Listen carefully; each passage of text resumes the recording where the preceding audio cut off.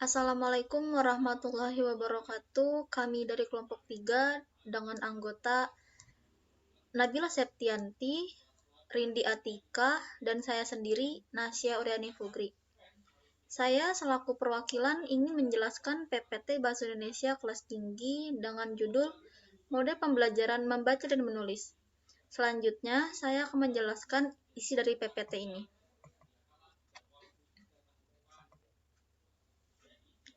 Nah, yang pertama ada pengertian membaca.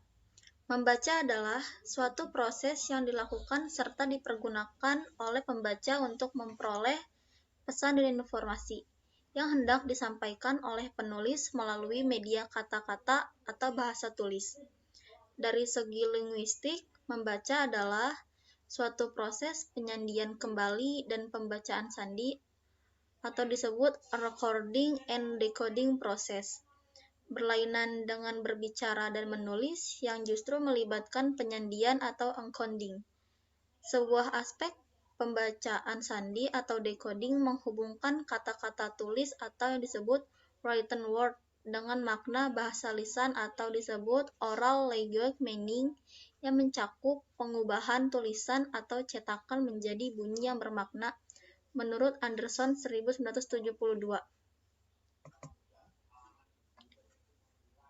Selanjutnya ada manfaat membaca. Yang pertama ada memperoleh banyak pengalaman hidup, selanjutnya memperoleh pengetahuan umum dan berbagai informasi tertentu yang sangat berguna bagi kehidupan. Yang ketiga ada mengetahui berbagai peristiwa besar dalam peradaban dan kebudayaan suatu bangsa. Yang keempat dapat mengikuti perkembangan ilmu pengetahuan dan teknologi mutakhir di dunia. Yang kelima, dapat mengayakan batin, memperluas cakrawala pandang dan pikir, meningkatkan taraf hidup dan budaya keluarga, masyarakat, nusa dan bangsa. Yang keenam ada dapat memecahkan berbagai masalah kehidupan. Selanjutnya dapat mengantar seseorang menjadi cerdik dan pandai. Dan terakhir ada dapat memperkaya perbedaan kata, ungkapan, istilah, dan lain-lain yang sangat menunjang keterampilan menyimak, berbicara, dan menulis. Selanjutnya ada tujuan membaca. Tujuan utama dalam membaca adalah untuk mencari serta memperoleh informasi, mencakup isi, memahami makna bacaan menurut Anderson 1972. Tujuan membaca secara umum yaitu membaca dan memahami teks pendek dengan cara lancar atau bersuara beberapa kalimat sederhana dan membaca puisi, menurut Depdiknas 2004. Menurut kurikulum 1994, tujuan membaca yaitu yang pertama ada mampu memahami gagasan yang didengar secara langsung atau tidak langsung. Yang kedua, mampu membaca teks bacaan dan menyimpulkan isinya dengan kata-kata sendiri. Yang terakhir ada mampu membaca teks bacaan secara cepat dan mampu mencatat gagasan utama, menurut Depdiknas 1994.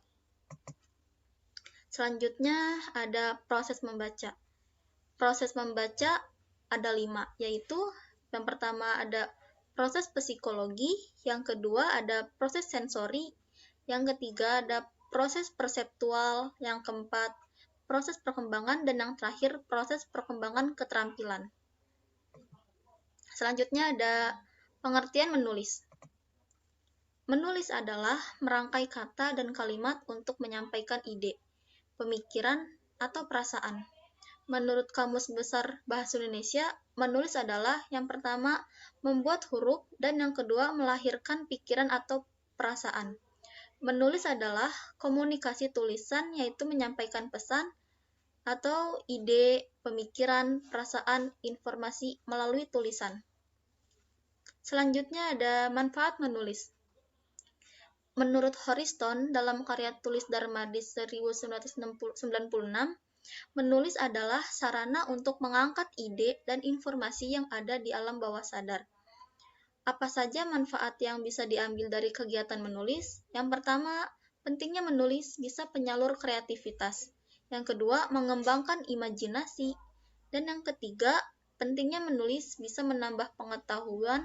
Dan yang terakhir, pentingnya menulis bisa menguasai dunia. Selanjutnya, ada tujuan menulis.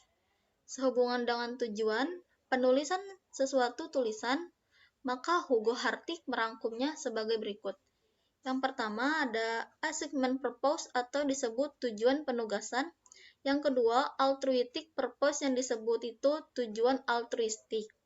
Dan yang ketiga, persuasive purpose yang disebut itu tujuan persuasif.